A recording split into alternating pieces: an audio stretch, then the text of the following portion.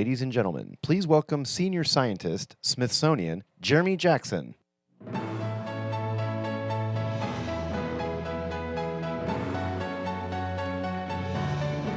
Hi there, good afternoon. We're going to talk this afternoon about green farming and blue fishing. And what we're going to hear are some amazing success stories and projects that are being run by some quite remarkable people on everything from vertical farming to new ways of tilling to raising seaweed and the rest. My name is Jeremy Jackson. I'm really mostly a marine ecologist and geologist. I spent most of my career studying the coral reefs of the Caribbean and around the world, which was a really great gig, but it became very sad very fast because in the short term of my career, I watched virtually every ecosystem I'd ever studied sort of go to hell. And that was a real epiphany for me, and it sort of changed my career entirely in terms of focusing on the things that we can do to make things better and take a lot of the pressure off of natural ecosystems by doing things like farming better and fishing better and the rest as we try to restore what we have. In that theme, all of these speakers really do that. I don't want to say more than that. We want to get started. We want to really have time for a good discussion. And our first speaker will be David Rosenberg, who founded the whole vertical farming concept. His main facility is in an abandoned steel factory in Newark, New Jersey. And I think you're going to be genuinely amazed by what they have accomplished in this remarkable project. So, David, here we go.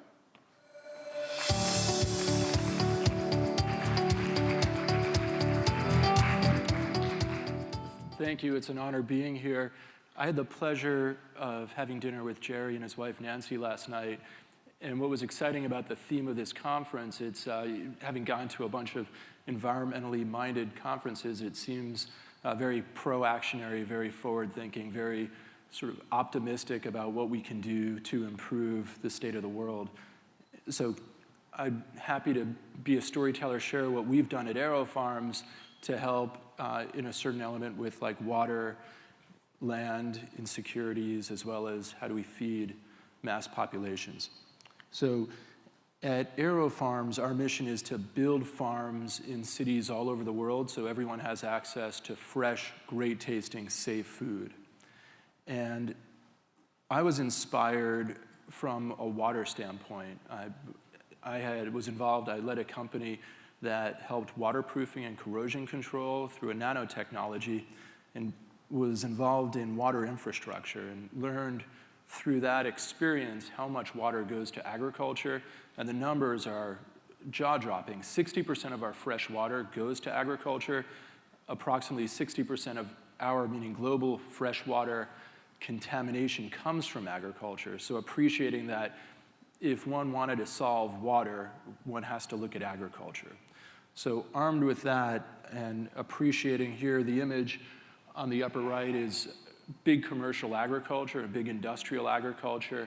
And whether it's smallholder farmers, whether it's larger commercial agriculture, we often we're often clumsy in the process of farming.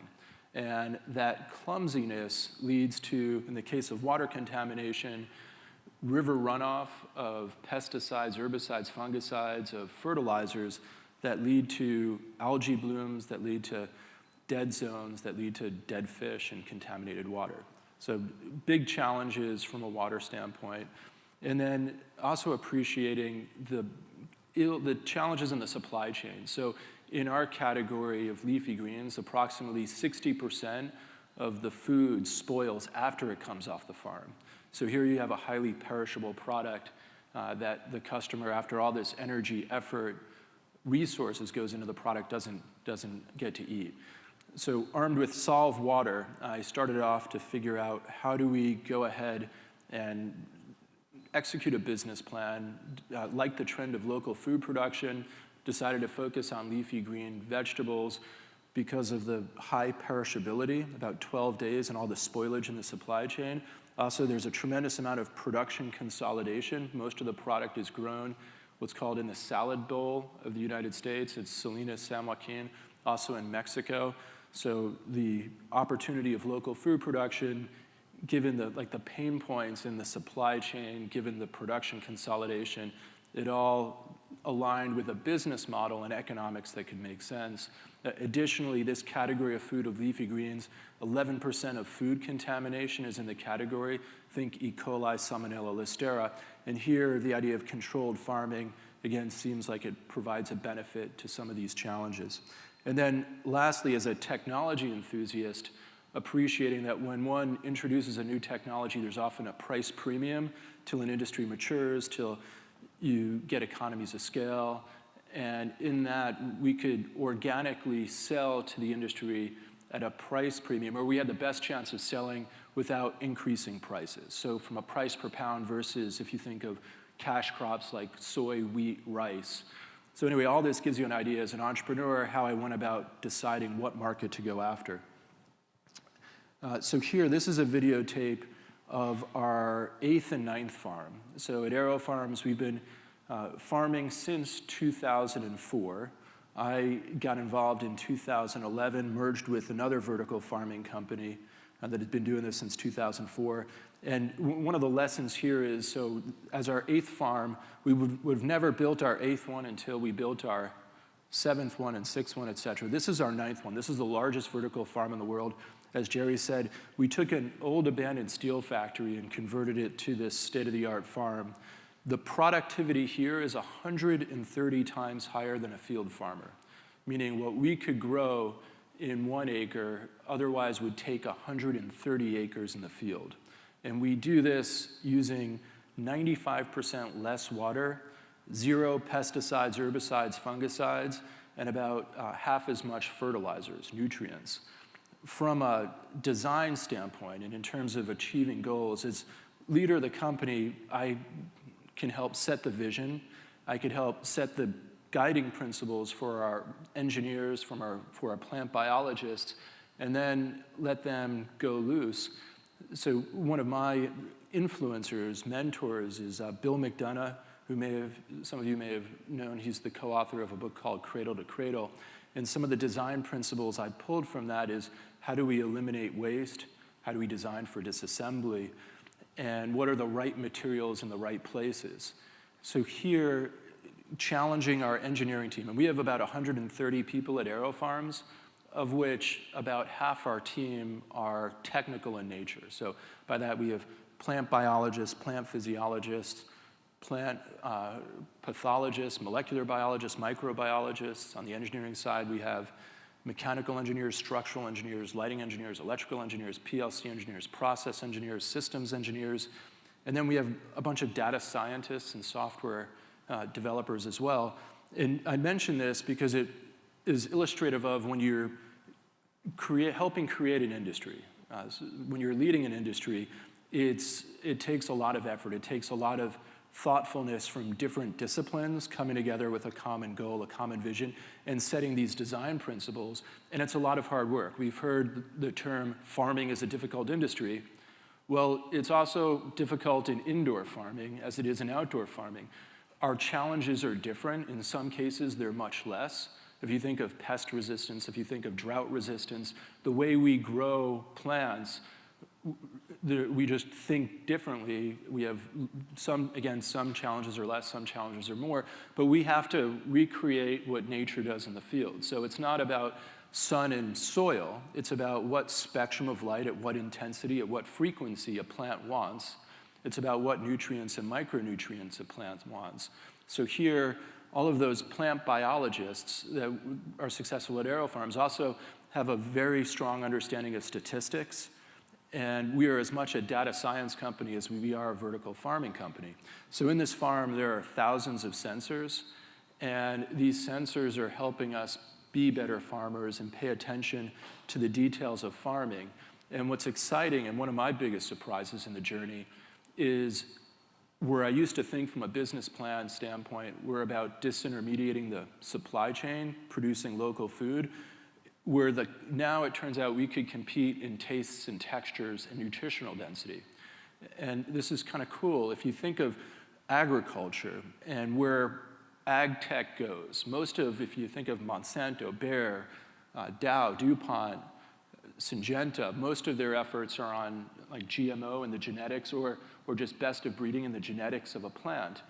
We are, at AeroFarms, we don't use GMO. It's not really available in the specialty crop space, but we're not that good at understanding genetics. What we're good at is the environmental conditions and how to stress a plant. So just like when you think of the age-old conversation of nature versus nurture, what makes us who we are? Is it nature? Is it who our parents are? Am I more likely to be tall or short or blonde hair or dark hair, whatever it is?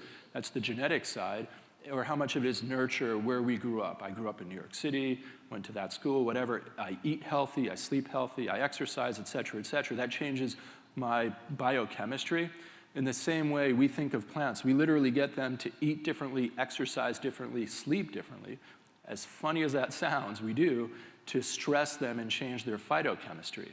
So here, we could stress a plant, and we could, as an example, take a kale, where people like kale because it's highly nutritious, but they don't like it because it's very rough and very bitter. We could take a kale, not genetically stress, but environmentally stress it, so it's more tender, more nutritionally dense, less bitter. We do that with an arugula, maybe amplify a pepperiness. So here, where the criticism of indoor agriculture is food doesn't taste good, just giving it different things at the right time and the right amount changes that phytochemistry to where at AeroFarms often the compliment is, this is the best product people have ever had. And that's exciting, and it also made us realize that there's a possibility of unleashing an understanding of plant biology that the world's never thought of. And here, if you think of testing these conditions and stressing a plant out in the field, it's very hard to do because you have a lot of variability. Sun, temperature, humidity, it's just hard to really experiment. Here, our plant scientists are constantly changing an aspect of how we grow. What if you give a little more water? What if you give a little less water? What if you change the temperature, the pH, the humidity? And all of this, so how we use 95% less water, a lot of it has to do with, for example, the filtration system. So we want to take algae out, and at the same time, we want to leave nutrients and micronutrients in. It's a lot of trial and error, and there are a lot of design changes of where air hits the plant, how CO2 hits the plant, what spectrum. I could give a different burst of spectrum, stress a plant where all of a sudden it creates, for example, antioxidants, and then you have a high antioxidant kale, arugula, whatever it is. So we've grown 300 different varieties. We think we could grow anything. It's not a question of, from a technology standpoint, can we do it? It's more a question from an economic standpoint. Does it make economic sense? And we're starting where it makes economic sense. In this space, leafy greens, we sell our biggest customer, ShopRite. We also sell to Fresh Direct, which is an online retailer, to Whole Foods, to Compass Group, which is a large food service company. Ciabra is a place in Newark. And we sell, we're very proud, we sell at the same price that they buy from the field farmers in the category of organics. We're not technically organic because we don't grow in soil, but it's positioned as beyond organic because it's not organic pesticides, it's zero pesticides. So we're excited for what the future holds. We're excited for how the data science is coming together, how all of the kind of thoughtfulness, whether it's internal at AeroFarms or partnering with others, are coming together. Our financial partners, I'll share two of our bigger ones, are Prudential Financial and Goldman Sachs. And this is illustrative of how, at the senior debt level, the economics can work. And now as we expand elsewhere, it's certainly easier with a capital intensity of indoor growing to get the senior debt involved. This is an image of machine vision and how we apply to capture more data points of the farm. And it's also creating some interesting partnerships that are less obvious. I'll leave you with this last image. We, from a social standpoint, put a farm inside a school to try and inspire kids, get them to understand in Newark what farming can mean, and it changed over working in this farm for 4 years. Michelle Obama visited it, appreciating that we're getting the kids to eat the greens instead of the fries. It's really changing eating habits and behavioral habits to the healthiest food group of all food. So anyway, I'll leave you with that. I see I'm out of time, but I hope our story helps inspires others to be proactive in figuring out ways where we could have a positive impact on the world. Thank you.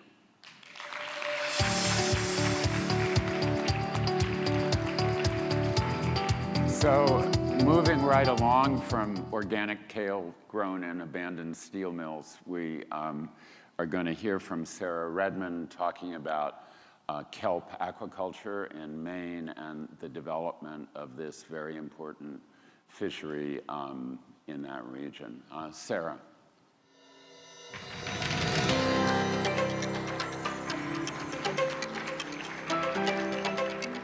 Hi. I've come from Maine to share with you a little bit about what's happening in the development of seaweed aquaculture in the Northeast in the US and how this exciting new industry has the potential to change our relationship to the ocean. So I come from Maine. I grew up in a small town, and when I was in high school, I realized three things. I loved plants, I loved growing plants, and I loved the ocean. So naturally, being a creative person, I put all these things together and decided that I wanted to be a seaweed farmer when I grew up. Undeterred by the fact that this wasn't actually a career choice that existed at the time, I still went off to college for aquaculture. Now, what is aquaculture? Basically, it's just farming in the water. And so when you consider that this earth is mostly water, it seems quite reasonable that we should learn how to cultivate our food and resources in the water. However, the idea of aquaculture in the US was really short-circuited by the development of intensive fish farming at the time. Concerns about production, pollution, diseases, and escapes really affected the way that people thought about aquaculture. And all I learned about in school was mostly animal aquaculture. So of course, being a plant person, when I got out of college, I just sort of thought, well, that was foolish. Now what do I do? So my first job after going to school was in the fisheries. I worked as a NOAA fishery observer. This put me on almost every kind of fishing vessel in the Northeast. And so I saw firsthand this complex, dangerous, and changing nature of our fisheries. So what are fisheries? Really, they represent our relationship with the ocean. They provide our seafood. They support our working waterfronts, our coastal communities. They're our livelihoods and a way of life for many people, our marine heritage. So a lot relies on our fisheries. And the problem is that our oceans are changing rapidly, and our industries are under a great deal of stress and uncertainty. Eventually, though, I did get to grow some seaweeds. I ended up in graduate school in Connecticut and working as part of a collaborative project, developed the first kelp nursery system to produce native kelp seed. And this created a whole new potential industry. From there, I went back to Maine. I worked as a sea grant extension agent and continued working on cultivation techniques and sharing my love and enthusiasm and the wonderful world of seaweeds with others. And I think that the timing was right because the idea really started to catch on. In just a short few years, we were seeing a proliferation of seaweed-related projects in science and research and development, in new farms, in new nurseries, in creation of educational programs based on seaweed and seaweed aquaculture. We're seeing new companies and new products and new ideas all around seaweed and this idea that we can start to cultivate our native species. This is happening not only in the Northeast, but also all around the United States. So what is seaweed aquaculture and why is it so appealing? Well, I thought the best way to show you would be to just take you and show you. So I'm going to go through the process here. So you start with local native plants. You go out and you look for plants that have favorable characteristics that you would want to farm. You collect the reproductive source tissue from these plants, bring them back to the lab, clean them off, dry them very gently, and then when you resubmerge them in seawater, you'll get this huge release of these little zooming, swimming microspores. Now, these will quickly settle and lose their flagella and attach to a substrate, and create the first cell of the Gametophyte stage. Now, the Gametophyte stage is the alternate stage, reproductive stage of the kelps, and they are separate male and female gametophytes, and when these mature, they'll release their eggs and spermatozoids and reproduce and create the adorable little baby kelp plants. Now, this all takes place in the seaweed nursery on seed string that's wrapped around PVC pipes in a tank. It takes about a month in controlled environmental conditions, and when you can just start to see the plants on the string, you can take these spools out to the farm for planting. This is actually a really easy process. You put the rope through the spool, you tie off the string, and then it just spirals off around your rope. Now, the system is a very simple horizontal longline system. The rope is attached at either end with moorings and held in place by buoys, and it's submerged about 6 feet. So you plant your farm in the fall, and you tend it carefully through the winter. And the plants will grow kind of slowly at first, but then really start to pick up with the return of the light. By the end of the season, which is in the spring, you can get plants that are 10 to 20 feet or more with really high yields. And you harvest your farm, you clear off the farm for the summer months, and you get ready for the next season. Now, this is sugar kelp. This is the first crop that we started with. It's a really delicious, versatile kelp, but we've also been working on other species, including the wing kelp, which is a highly desirable sea vegetable with a midrib. It's similar to the Pacific wakame, some of you might be familiar with. Also been developing a new crop we were calling skinny kelp, and this is a kelp that with a really unique, very long, skinny morphology, and it occurs only on certain ledges in the wild, but when you farm it, you get this really interesting plant. This is a horsetail kelp. It's a hardy kelp with a split blade. It produces a large amount of alginates, which are excellent in cooking and for skin care. And then some of the red seaweeds we've been working on are the most popular dulse, and also the purple laver, which is our own native species of porphyra, highly nutritious sea vegetable, very high in protein. And we've been developing organic certification for our nursery and our farm. We were able to get certified through MOFGA in Maine last year, and this ensures healthy and sustainable production of this new crop. So why are people really getting into seaweeds? Well, they're simple, but they're complex and very profound in how they operate in the environment. They are ancient and diverse marine macroalgae. They contribute to high amounts of primary productivity through photosynthesis in the ocean. They contribute to energy and nutrient cycling. They can take up nitrogen, phosphorus, and carbon and then release oxygen. They can also pick up dissolved valuable trace elements and build them into their tissues, and they create three-dimensional structure for habitat that support high amounts of biodiversity. Now, seaweed farming is especially exciting when you think that you can create high amounts of biomass using no fresh water, no fertilizers, no chemicals, and no arable land. This is extremely profound when you think about natural resource use of terrestrial farming. When you harvest the seaweeds, you're actually pulling out nutrients from the water. This can be a useful tool when you're dealing with problems of eutrophication or acidification, and so you can locally improve your water quality. You can integrate seaweeds with your animal, your fish and shellfish aquaculture for a more balanced approach to aquaculture. And you can use the techniques of seaweed aquaculture to replant and restore wild beds and habitats. For people, seaweed is a highly nutritious food that we should all be eating every day, but also is an extremely versatile biomass that can be used to feed our soils, our plants, and our animals.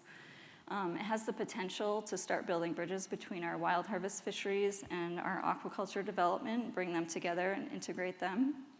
And seaweed is beautiful, it's valuable, it's inspiring, and it acts as a doorway and a connector for a lot of different people. And to me, that's the most important part, is to be able to see people reconnect with the natural world through seaweed. As I said, seaweeds are some of the most nutrient-dense vegetables on the planet. They're extremely mineral-rich. Many of us in the world are mineral deficient.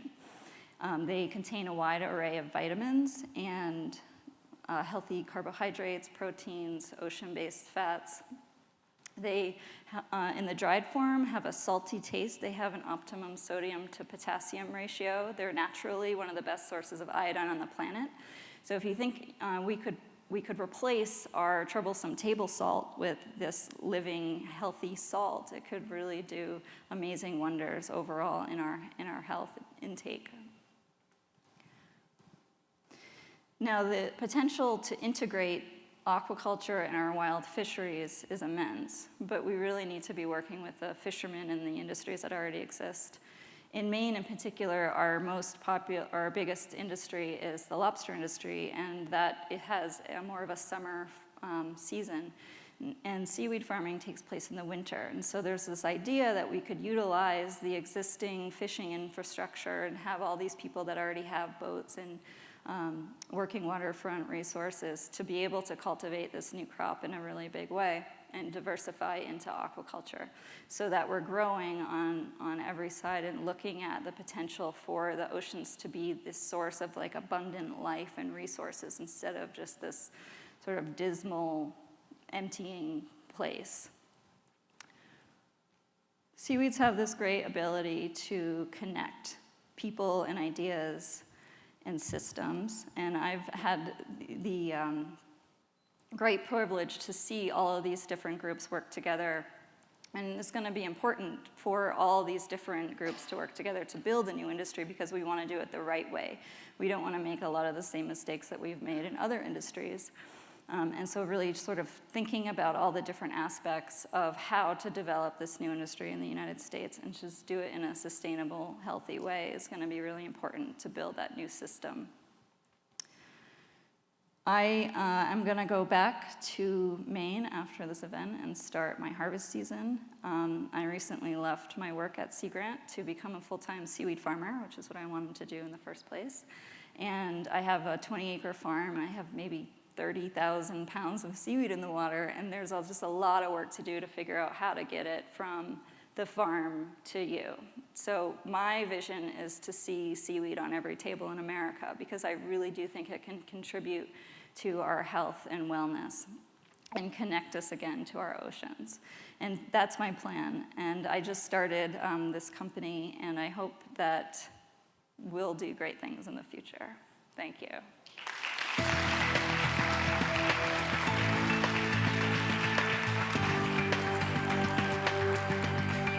Okay, from seaweed farming in Maine, we're going to go to organic farming in southeast Pennsylvania.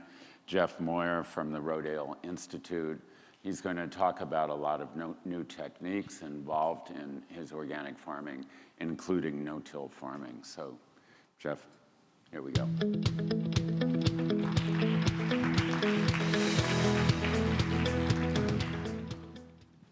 Thank you, everybody. It's a real pleasure to be here this morning. I want to start by talking a little bit about my title of my talk, Fight It with Farming. You know, roughly half of the Earth's land, the land mass, is utilized in the production of food for the human species. Yet when we talk about climate and we visit climate meetings, or when we're in Paris or Copenhagen, agriculture is never at the table. It's never even discussed. And there's reasons for that. But before we get into that, I want to take you on a little bit of a journey into the history of organic agriculture as we know it today. It all started with this guy on my right, J.I. Rodale, way back in 1940, businessman from New York, not a farmer. You see him in a coat and tie there in the field, that's the way he always was on his farm. I think he probably had a good suit and a bad suit, you know, and he wore the bad suit for farming. He didn't know a thing about agriculture. He bought a farm, never even owned a flower pot. All of a sudden, he's got a farm. And so he calls people that are experts and says, how do I do this? And they started talking about using synthetic fertilizers and poisons. He said, poison. Poison to produce healthy food. How does that work? I don't understand that science. If that were the case, he said, then the more poison we use, the healthier we'd be. And clearly that's not the case. So in 1942, he wrote these words on a blackboard. He said, healthy soil equals healthy food equals healthy people. What he was really telling us as farmers is that our job is not to produce food, it's to produce healthy people. How do we do that? How are we going to go about that? You know, going back in history even a little bit further, over 2,000 years ago, Xenophon understood the secret. He said the secret to agriculture is all about the soil. Yet as farmers today, you can go to almost any school and learn about agriculture, and they're going to talk very little about the soil. It's a very complex system of biology and microbiology that we don't understand that well. Roughly the same time Xenophon was around, Hippocrates said that a physician should know something about the soil where a patient's food comes from. How many of you have gone to the doctor and the doctor asked you something about the soil where your food was produced? I would venture to say none of you. It's not on our radar screen, yet Hippocrates, Xenophon, and then G.I. Rodale put this together and said, what we do to the soil, we do to ourselves. And what we do to the soil, we do to our environment. You know, you can travel across the country as I get to do and talk to farmers from one end to the other, and everybody will tell you that their soil is fine. They have no metric to judge that by, but they'll say it's fine. Yet we know that on the planet Earth, out of that half of the land mass that we're managing to produce food, half of the topsoil has been lost in the last 150 years. If we keep doing what we're doing, that means if you do some simple math, in 150 years, we're out of food because we're out of soil. There's an old saying that says we exist on the planet as a species only because the planet is covered with 6 inches of topsoil and it rains. Without that soil, we don't exist. But the problem is so severe that you can see it from space. This happens to be the Gulf of Mexico. After some heavy rains in Iowa back in 2008, same thing happened in 2010. It happened again in 2013. 20 tons per acre of topsoil loss. Not sustainable, certainly not regenerative. If you own a 1-acre building lot, you can easily imagine that if somebody came and took 20 tons of topsoil per year, it wouldn't be long before you would be quite upset. At the same time, we're making ourselves sick. Alex Liu, Harvard University, did a study a few years ago where he took second graders out of the Boston school system with permission of their parents, did some urine analysis. 100% of the kids had pesticides in their urine. I would argue that unless you're eating a completely organic diet, which none of us do, you all have pesticides in their urine. He said, I don't know what they're doing there. They don't belong there. Put them on an organic diet, and within 24 hours, they were gone. The problem that we have in our country is that we base our success as a farming enterprise on one metric and one metric alone, and that is yield. Yield at any cost. And when we do that, we run into problems. What we really have to start thinking about is how we use our resources and how can we use them differently. Those two crops of raisin grapes happen to be within a few feet of each other, one on each side of the road in California. Which side of the road do you want to live on? Pretty obvious. Which side of the road do you want to live on if you're a microbe or an earthworm? We make this change in the way we're using resources by replacing chemistry and biotechnology with biology, a legitimate science. Look what happens to the soil when we change the way we farm it. We're not asking any of you to change your diet, although maybe some of you should. I'm not saying that. But I'm saying that we're not asking you to change your diet. We're asking you to change how the food was actually produced. How did we manage that soil?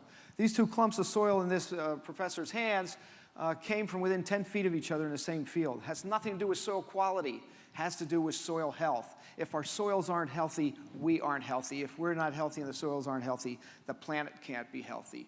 The reason the soil is washing down the Mississippi River is not because we farm it, it's because of the way we farm it. Look what happens when you take those soils and put them in water. We've destroyed the soil's ability to interact with water. We've done some work at the Rodale Institute for over 30 years now. This experiment's 37 years old. Any of you who are researchers or scientists, you go to a funder and ask them for funding for 37 years worth of work, and you have a hard time getting that. Yet this is the way work has to be done if we want to look at the biology of systems. Those of you who have children or grandchildren, you know if you put your child to bed at night and you wake them up in the morning, they grew. But if you only looked at them for 2 or 3 nights, you wouldn't know what they're going to look like when they get older. Biology takes time. We can't just look at the soil for 1 or 2 days or 1 or 2 years. You have to look at it over a long period of time. And when we start to do that, we see magical changes happening in not just in the soil, but the plant's interaction with the soil. If you can see differences with your eyes or taste it or smell it, imagine what the plant roots can do when they live in that media. These 2 cornfields taking place in our research projects at the Rodale Institute. Organic corn planted right next to conventional corn. Look what happened in 2016 because we had a micro drought. 4 weeks with no rain. This is dryland farming. Same thing happened in 2015. Same thing happens all across the country and around the world. In fact, we're so sure that it's going to happen in the United States that all farmers have to buy crop insurance. That's how we mitigate this problem. Wouldn't we be better off as a society to mitigate the problem by changing the soil? It didn't rain more on the organic corn, yet we had double the yield. The conventional farmer in this photograph would have been calling his crop insurance agent. And when I say subsidized crop insurance, that's what I mean is those of you who are U.S. citizens, you pay for that because a farmer could never afford to do it. Look at these wheat fields. Look what happens when it rains too much. The organic systems soaked up the water, held it, and released it to grow the crop. The crop on the right, call the crop insurance adjuster so you can get paid. In fact, when we look at these systems over 30 years, we see that the yield of producing crops organically is equal to that of conventional. At the same time, the farmer who was doing it made more money, used less energy, and emitted fewer greenhouse gases while we're doing it. Agriculture can be part of the solution, not just part of the problem. Fortunately, we're getting a lot of support and help from millennials, the new purchasers in this country. My parents, my grandparents were really interested in something that they called value. How much food could they get for $1? Millennials are interested in values. How is that food produced, and what can they do with it? Now, if we're going to ask farmers to transition and do something different, we certainly have to give them new tools. At Rodale Institute, we're working on tools. We're working on tools with universities. We work on tools with the U.S. Department of Agriculture to try to create modern, sophisticated agricultural procedures that take advantage of the biology and microbiology of the system. So we're not suggesting that organic agriculture is backwards, but it's really the forward-thinking, it's modern way of producing food. And one of the tools that we're doing now is organic no-till, using cover crops to suppress weeds. It's a pretty exciting way to farm. We just started doing this a few years ago. Now every land-grant research station in the country is doing this kind of work. Why aren't we as a society encouraging them to do more of that? Really, really important for us to do that. Because again, the way we produce food has a huge impact on the climate we live in. We saw that we can produce food in a way that mitigates the impacts of climate. Too much rain, not enough rain. We can take advantage of that in the way we farm. But it's also important that those of us who eat, and I would suggest if you're breathing today, you ate within the recent past. Think about how the food that you're eating was produced. How was that soil managed? Because it's not just for you, it's for your children, it's for future generations. We have to protect the soil. We have to improve the health of the soil. We want to improve our own personal health. so you can make a difference. I challenge all of you to think about that every time you pick up a fork or chopsticks or whatever utensil you use to move the food from the plate to your mouth. Think about that. How is that food produced? What are you doing? We can't all change the world overnight, but you can change the way you purchase food and support organic agriculture and make a difference in the environment, make a difference in your personal health. Thank you very much.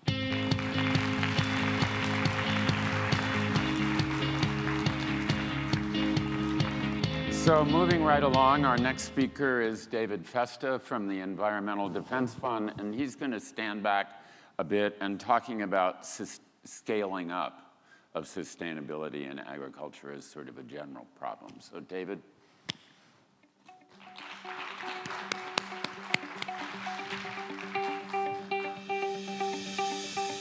I like the challenge of scaling things up.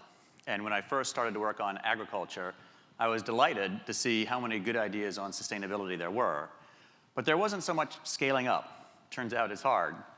I was also perplexed by a narrative I sometimes heard about farmers, particularly big farmers, that they were either indifferent to their impacts or manipulated by big business.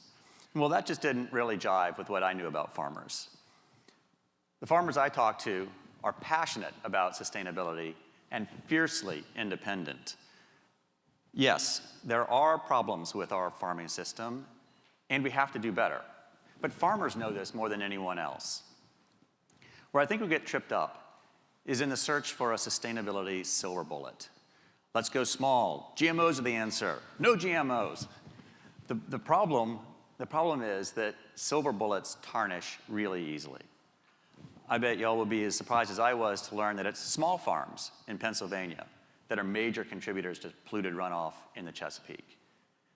Conversely, I can show you industrial scale farmers who are doing things that are really amazing, really inspiring. In fact, I invite you back to this room tonight to see a screening of the documentary Rancher, Farmer, Fisherman.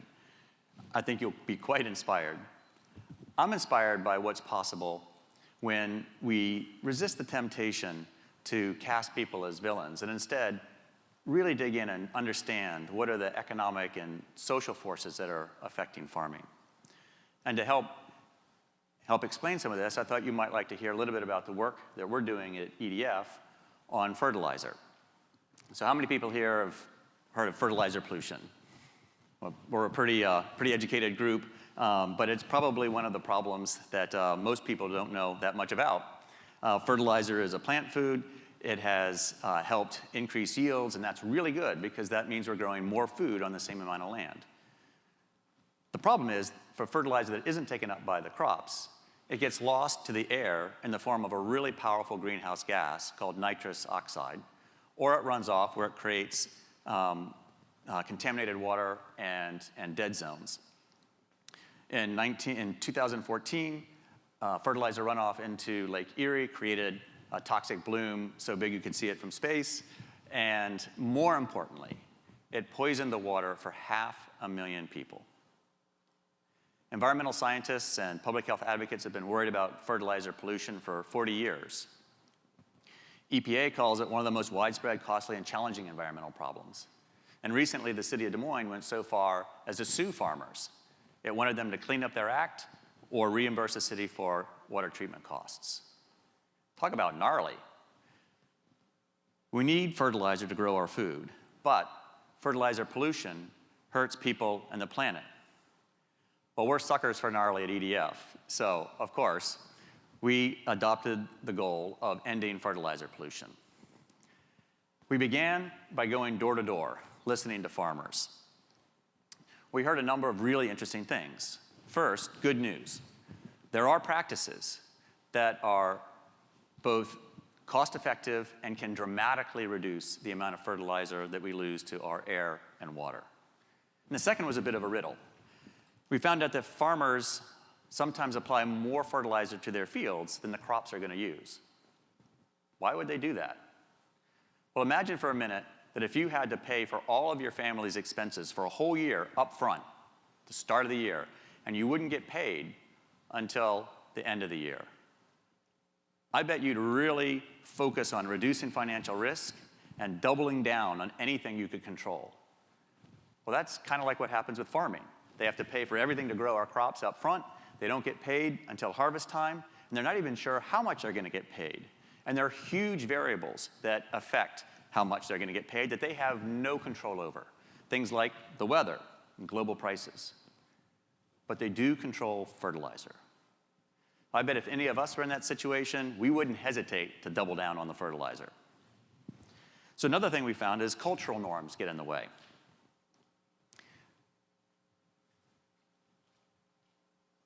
Practices like cover crops and no-till, you heard a little bit about them, they're very effective, but they take time to learn, and they can create messy-looking fields. One of the first stories I heard when I was starting this work was of a farmer who wanted to try no-till, and so he didn't plow part of his fields. Well, his neighbor came by and wanted to know what hospital he was in. The cultural norm and bias for those nice, straight, well-plowed, clean fields is so strong, he couldn't imagine why his neighbor, a farmer in good standing, wouldn't be plowing all his fields. So these are some really big barriers to scaling up good ideas. To start chipping away at them, EDF assembled an informal network of commodity crop growers. Yes, those factory farming villains.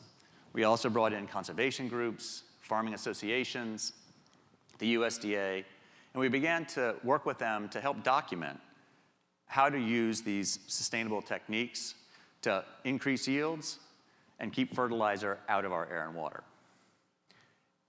It was painstaking work. One of my colleagues, Susie Friedman, spent so much time in Iowa, I would joke her that she could be running for president. But it took 10 years, but we did begin to change the economic perceptions and social acceptance of these practices, and we got 1 million acres into our network. That's not bad, until you realize that there are 90 million acres of corn alone, and corn is the most fertilizer-intensive crop, so we have to get corn.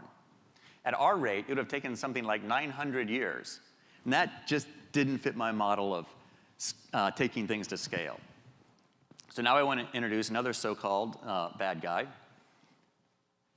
Walmart decided that it wanted to make a commitment to shrink its greenhouse gas footprint. You might think that it had big opportunities in things like transportation or the heating and cooling of its stores, but the real emissions were in its supply chain, like that nitrous oxide coming off the amber fields of grain.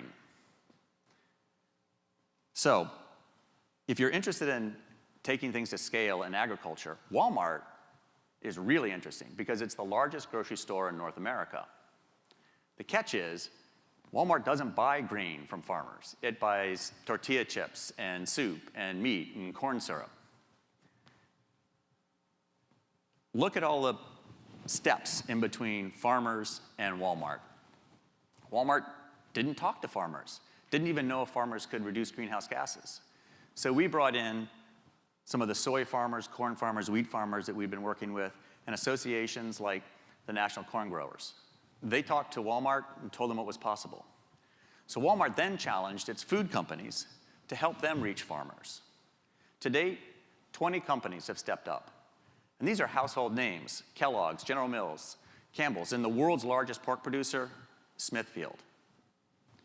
Again, okay, not bad, not bad. But if we truly want to end fertilizer pollution, we've got to go beyond groceries. 50% of the corn doesn't even go into the food that we eat. It's exported and used to make ethanol for cars. So we've got to reach farmers no matter what their market is. So cue up more bad guys. This time, agribiz. No shortage of actors here. You know the names Monsanto, Cargill, Syngenta. But there's a category in this group called agricultural retailers. And what they do is they sell products like fertilizer and services like advice on how to do precision application of fertilizer to farmers. One of these companies, United Suppliers, saw a business opportunity in Walmart's initiative. We worked with them to develop a business model that could be better for the company by switching from maximizing fertilizer sales to providing sustainability services. In other words, aligning what they were selling with farmers' passion for yield and sustainability. So I told you I really like scaling things up. So let me show you what this looks like in numbers. On this side of the graph, you've got greenhouse gases. On that side, you've got total acres.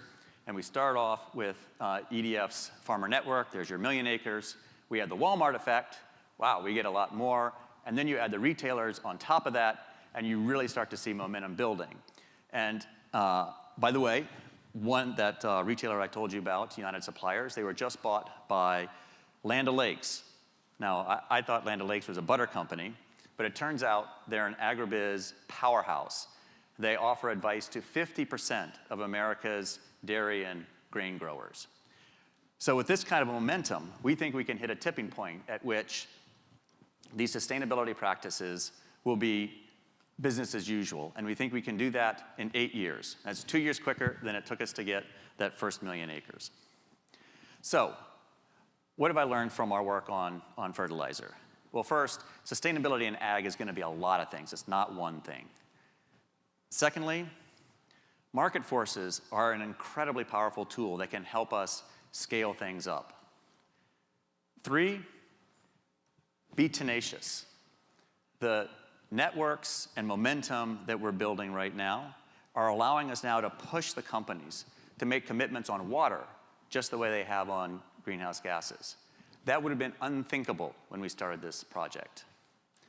And finally, listen to farmers. In fact, listen to all the actors in the system. You just might find the guy you thought was a black hat really turns out to be a white hat. And that brings me back again to rancher, farmer, fisherman. The Discovery Channel has done a great job taking my colleague's book, Miriam Horn's book, and turning it into a really moving documentary.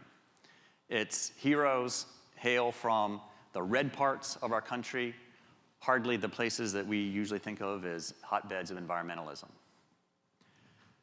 So while we might not have silver bullets, there are folks out there who are finding ways to nourish both people and the planet. Let's call it silver buckshot. Thank you.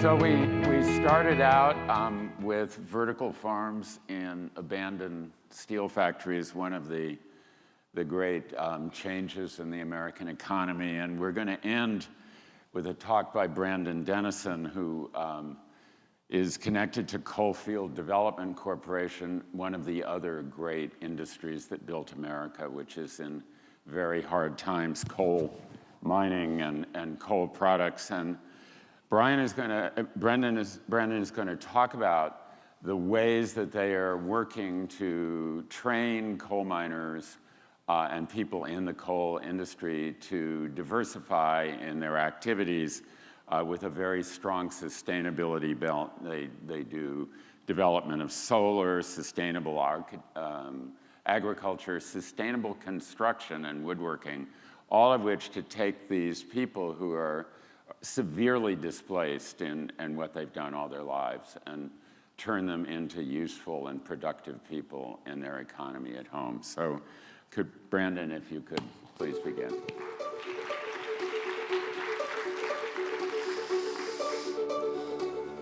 So the way that I ended up here actually is our work is included in a really interesting documentary coming out. It was developed by Bloomberg Philanthropies. And so it's called From the Ashes. It's going to premiere next week in New York City at the Tribeca Film Festival. And so I want to start off just with the promo for that video, and then we'll launch into the PowerPoint after that. We're still quite dependent on coal, but coal was a 19th century source of fuel. And we're in the 21st century. The town is completely shut down. We're losing everything. Show of hands, how many of you believe there's a war on coal? Yeah. What's happening is not a war on coal. It's coal's war on our health. Burning coal kills. You get asthma, lung disease, cancer. It's the biggest contributor to climate change. This is United States of America here, and we're fearing our water. With Donald J. Trump as president, our miners are going back to work. We need real jobs, and coal isn't it. Coal still can be mined, and coal can still power America. If we're sitting waiting for coal to come in and be our savior again, we're fooling ourselves. It's just going to get worse. Something has to change. You got to do something different. This is the pivot point. Either do something about it or leave it for future generations.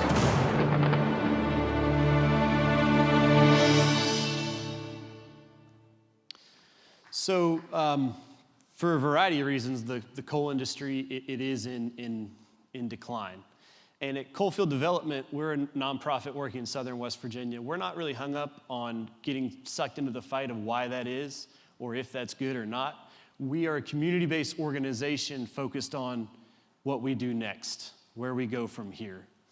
And so Appalachian courage, creativity, and community, that's what we feel we can tap into to redefine ourselves and to figure out our future, while not letting go of what's great about our place. So a lot of environmentalists really, this is an organization I started with some volunteers in 2010.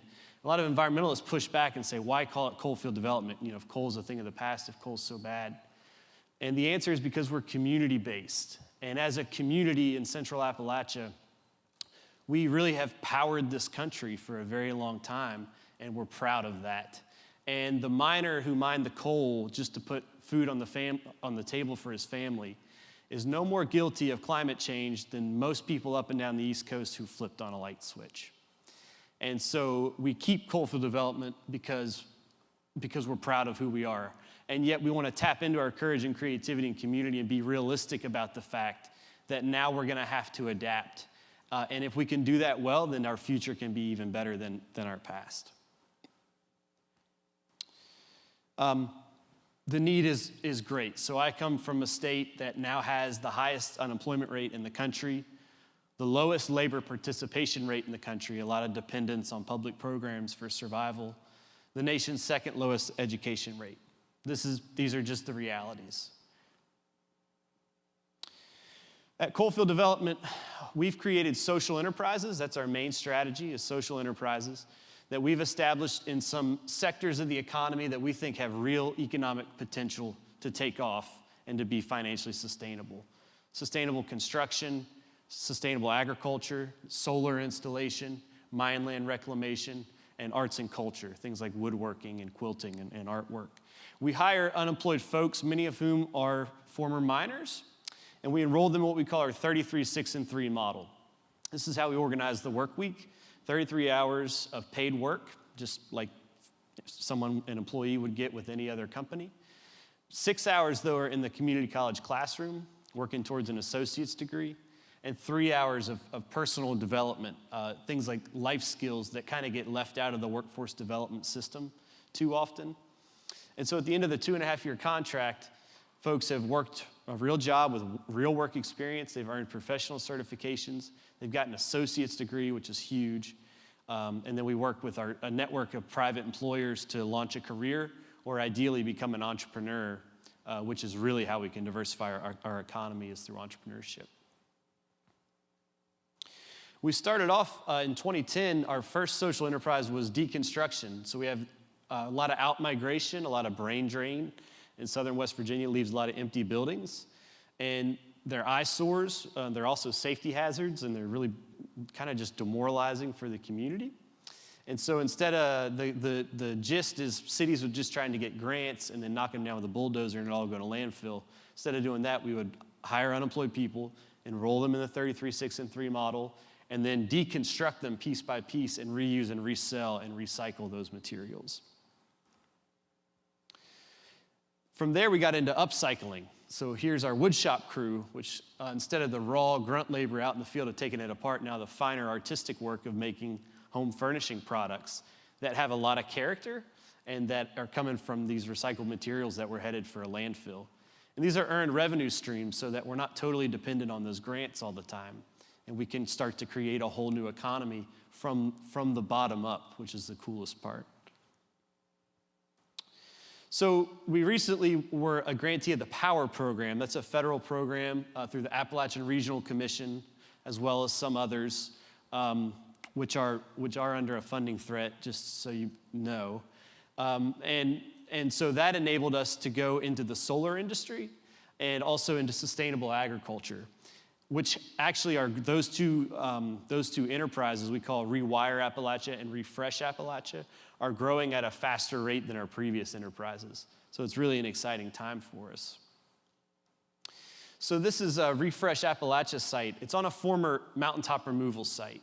So if you're familiar with the mining industry, especially on the East Coast, there's this system of mining called mountaintop removal, which the reality of it is, I mean, it is just an incredibly destructive way to get coal. There's just no way around stating that. And it takes what used to be a lush forest and it makes it now a flat field, basically. It just doesn't fit in with our incredibly lush and diverse ecosystems that we're blessed with in Appalachia. And so Refresh Appalachia is doing sustainable farming on these sites in a way that doesn't just create great, healthy agriculture products, which is awesome, but it also cultivates the soil and regenerates the soil to really reclaim these former mine sites and to bring them back to life and to convert them from former liabilities to now being assets for the community. Also, sustainable housing on former mountaintop removal sites. So these are our trainees building a timber frame home, which is an Appalachian trade that, we just don't make houses like we used to. We want to get back to better quality with the most beautiful views that you could ever imagine. Solar installation, which is, people are always surprised. I mean, we were the first company, we're a licensed general contractor. We were the first company in southern West Virginia to get licensed in solar install. And we really just did it as a training mechanism, just for our folks to learn a new modern skill. And once word got out we were licensed to do solar install, it just took off. And we never intended for solar to be its own enterprise, but we were getting so much demand that we had to spin it off to become its own enterprise, just simply in response to demand. So, and then construction's kind of our bread and butter. We usually work in empty buildings, and we turn these empty buildings really into just catalytic transformation of places to create community assets where people can start businesses, build community, and just have interesting places. And I think actually in sustainability conversations, this gets left out too much. In construction, if you can keep a building up instead of always doing new construction, if you can salvage these old buildings and reclaim the embedded energy in those buildings, it's a great sustainability strategy that gets overlooked. So that is Coalfield development, tapping into Appalachian courage, creativity, and community. So we go back to the mountaintop removal site that I mentioned. What's really interesting, we have a sustainable farm there. We have sustainable energy efficient housing built there, solar development there. And these are laid off coal miners that are doing this work now. And there was this great moment. It wasn't like for the press or anything.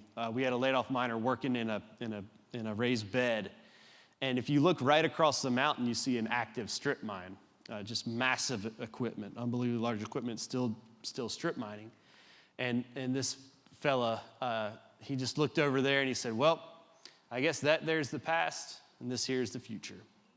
And it's just so wise, and he didn't even mean to be. It was a beautiful moment. Here we are at graduation. Folks who just never dreamed, and they'll tell you, I'm the first in my family to get a college degree, but really I'm the first in my family to even think about, consider enrolling in a college to get a college degree. And so the beautiful thing here is if you notice the kids. And so, coal is a boom and bust industry. We're in a bust right now. It's the biggest bust ever in the history of the industry. But I think we forget sometimes it's not like we were super well off before this bust.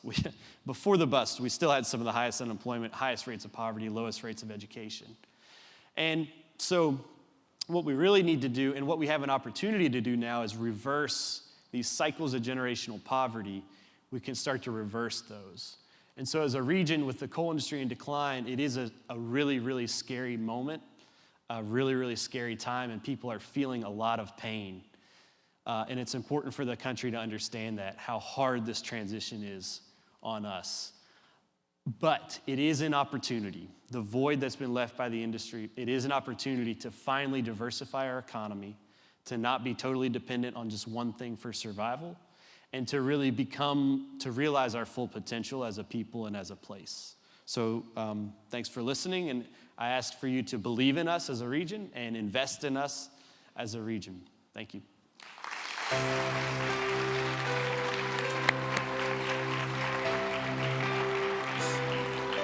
So we don't have a lot of time, and what I think we're going to want to do is just open it up to the audience to ask questions. I'll ask the speakers to come out in order. First, David Rosenberg, and then Sarah Redmond, Jeff Moyer, David Festa, and Brandon Dennison.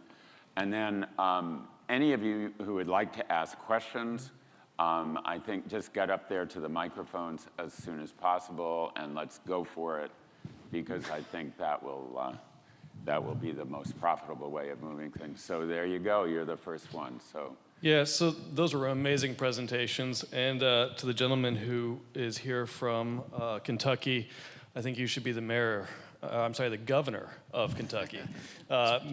Creating jobs and creating a future for your state, that's just fantastic. I had a thought. I was listening to the presentation from the gentleman from Environmental Defense Fund, which was excellent. And I think your approach is awesome. And I sit there and I was thinking, sustainability in agriculture to me is more than about resource use as far as pesticides, herbicides, water, et cetera.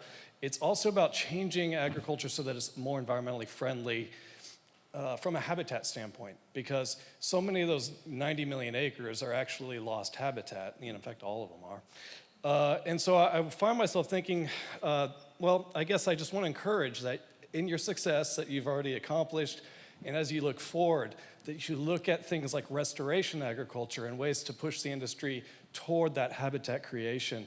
And I wonder if you're already thinking in those terms, or if you have any additional ideas along those lines of how far that could be taken. Come see me after so we can talk about your job at EDF. No, we are thinking about that very much. One of the issues with restoring habitat, everything that I talked about and that Rodale is doing is cost effective for the farmer. A lot of times restoring habitat actually costs the farmer money. So what we're working on is a program that you can think of as sort of Airbnb for critters, where farmers can get paid to help create habitat, because a lot of farmers have nooks and crannies on their land that could actually be fixed up quite nicely for critters. So yeah, we're thinking along those lines. Okay, great, thank you. I think actually one of the things that amazed me is that even in sort of plowed over Iowa, it turns out that about 10% of the land that's being planted in this very standard way, formulaic way, is actually giving negative yield. Mm-hmm.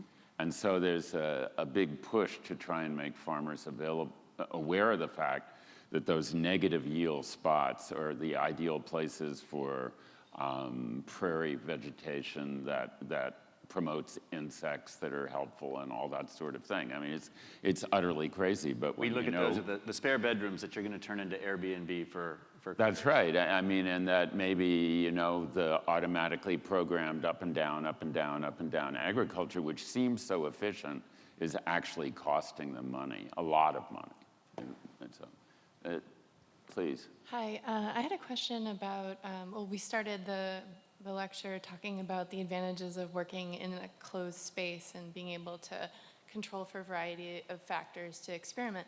And so with EDF, when you're working with all these farmers, they're providing that information voluntarily, and you've taken about a decade to develop that. So how do you deal with uncertainty as you're trying to monitor what's actually being reduced, whether that's greenhouse gas emissions or water emissions, and the uncertainty in every process from like the heterogeneity of the environment? And then I just have one other question is, for the audience, if anybody could talk about if there's an export potential for any of your ideas that you're working on. I think that'd be really interesting, because agriculture is a strength of the US economy, and we actually have a trade surplus, and I find that fascinating as we think about new ways to innovate and imagine our future going forward in the United States. Thanks. So I'll answer quickly two things. One is You asked sort of how do we know and how do we monitor. What I was just saying to David backstage was that all of the short answer is data and technology and how fast that is evolving. And everything that David is doing vertically, we're now trying to get implemented horizontally in the integration of this data. And I'd be happy to talk to you more about that. But there's so much going on, it's incredibly exciting. In terms of export of the things that we're doing, a lot of the stuff that we're doing really targets sort of big production kinds of things. So we're not sure that it has as much applicability in small shareholder parts of the world like Africa. But there are big production areas of the world, Brazil, Eastern Europe, a couple of other places where we think this kind of approach, that where we can show that American agriculture, which is still considered some of the gold standard, we're changing.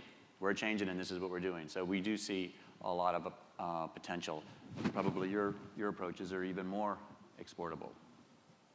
Well, I think they're certainly exportable. They're also importable because we have a lot of work going on in other countries that we're beginning to import some of that technology as well. So to think that sometimes we get a little imperialistic when we think about agriculture, and we're seeing that there's a lot of biological efficiencies that are more valuable and more important to us as a society than just the mechanization of agriculture as we've done it here. You want to respond to that? Or? Sure. So we're looking at China, for example. So China has a large problem with food security, both contamination of water, contamination of land, and obviously there are a lot of mouths to feed.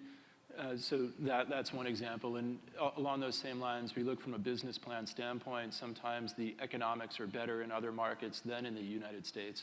So as we build AeroFarms, we're very thoughtful on how do we systematize what we do. So we have 500 drawings to build a farm. We have 1,000 pages on the environmental side of like the building environment. And everything we do, how do we systemize, how do we replicate, et cetera, et cetera. I'll share on the Airbnb kind of theme. We also look at like what the microclimates are with three-dimensionally and appreciating that some crops, even in a fully controlled environment, you can't control everything three-dimensionally. So some crops should be better grown there and some over here, et cetera, et cetera. So the data really does matter. And leave it there. We should move on if there's questions over there. Over on this side? To my left, yeah. Okay, great, thanks.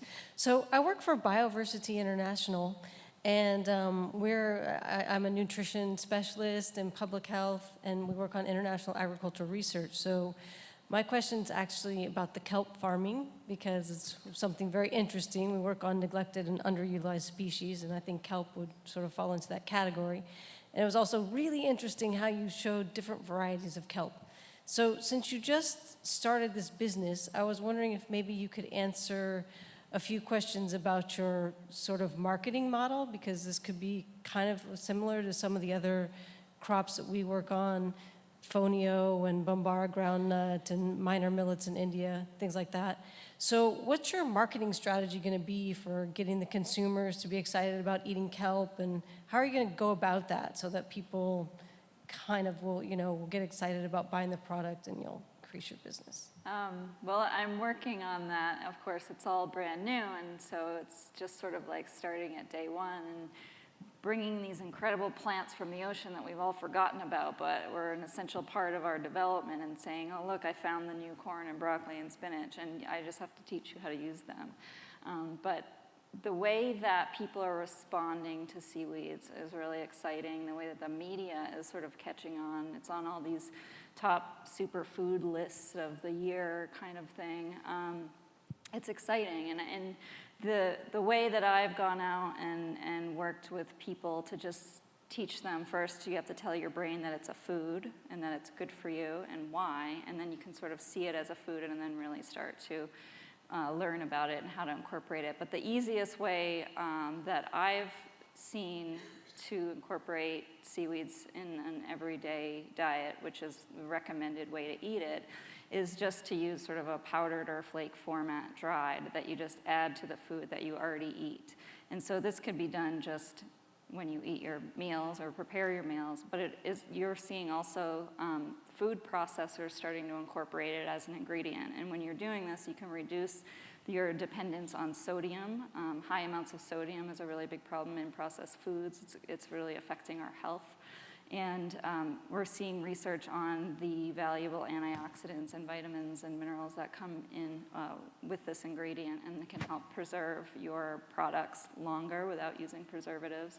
And so there's all these like amazing ways to utilize seaweeds. I'm gonna explore the fresh markets and all the different types of product forms.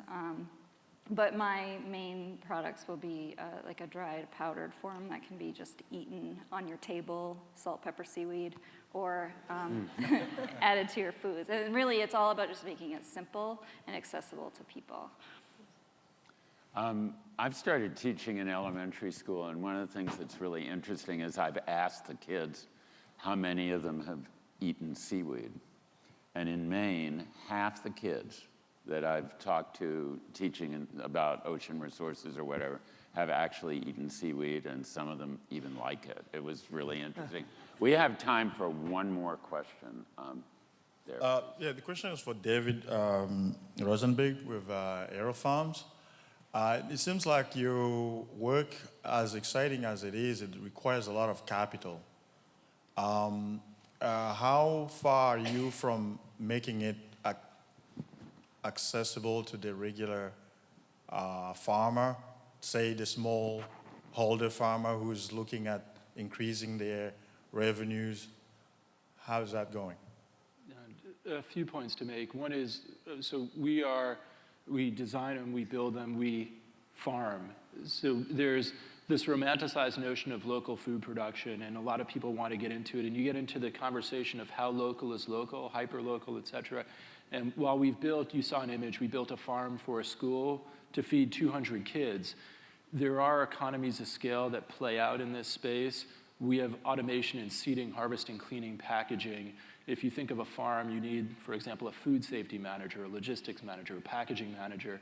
And I'd say economies of scale interact in processing of automation, seeding, harvesting, cleaning, packaging, as well as management like food safety. When you go small, it doesn't take too much math to figure out if you have a food safety person and they cost X, and you have a small farm that produces revenue of X plus a little bit and gross profit of X, like under what that food safety professional, the economics don't make sense. So what happens in small farming is you end up cutting corners and don't hire that food safety professional, where the economics, or like if we talked about food safety, 11% of all contamination in this space is leafy green. So I personally see tension in the business model of small farming, and while our systems are modular, we could go small as well as big.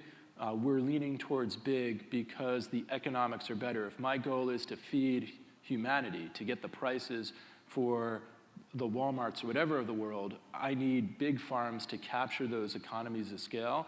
And there's a balance. So we go big farms in cities, so we could feed a local city, so everyone has fresh food. But the hyper-local market, or small farms, here from a food safety standpoint and a management of the farm, there are problems. So while, again, technologically you could do it, it's from a food safety standpoint and an economic standpoint, it's challenging. So our focus is more on the big farmers. And in time, like we have thousands of sensors and monitoring systems where we could detect things, but there is a certain amount of you need to be there to oversee the farm. So the industry's evolving, and as there's more and more demand for local food production, I think solutions will find themselves. Right now, the solutions I see aren't elegant, but that'll come in time. So thank you all for being here. I think we have to wrap up. Thanks for all of our wonderful speakers. I learned a huge amount today, and thanks a lot. We have a plenaries again starting. This is a very busy day. So in 15 minutes, the plenaries begin again. Excellent. Okay. Yeah.